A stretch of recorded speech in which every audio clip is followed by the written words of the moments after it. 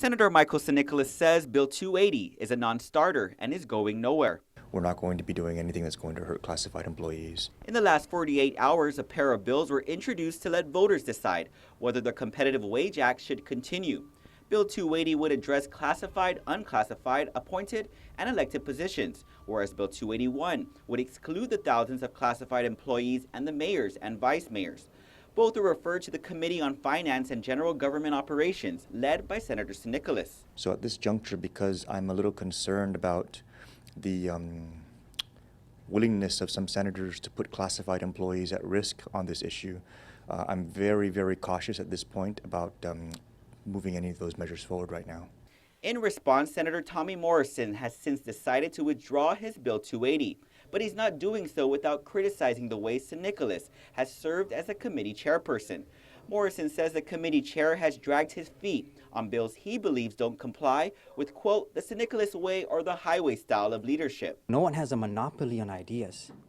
And, whether you like the idea or not, for the most part, allow for a public hearing to allow the rest of the community to express their views on the issue. So apparently this type of dictatorship style of confining bills, if it's not my way, then throw it in the trash can. Morrison says San Nicolas has demonstrated, quote, an absence of responsible leadership beyond comprehension, from holding hostage the confirmation of appointees to delaying action on a bond refinance measure last year. San Nicolas says he's not surprised by Morrison's statements. Senator Morrison on the floor has a reputation already of becoming verbally abusive when he doesn't get his way, so this is sadly nothing new. No, I've stayed very, very, very focused on the issues.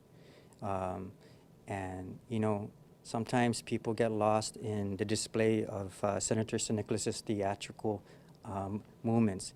He does a really good job with his theatrics. San Nicolas adds Morrison's criticism will not sway his decision. But we're not going to be intimidated into doing things the wrong way, no matter what people say about us.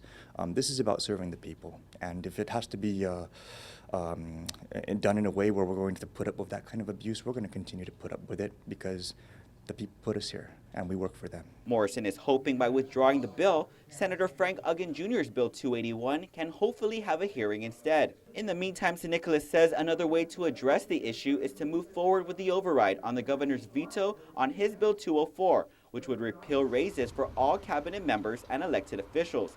That measure, you may remember, was called a bill designed to fail by the group spearheading an initiative to be placed on the November election ballot to put the controversy over elected leaders before the voters. Reporting for Guam's News Network, I'm Ken Quintaniza.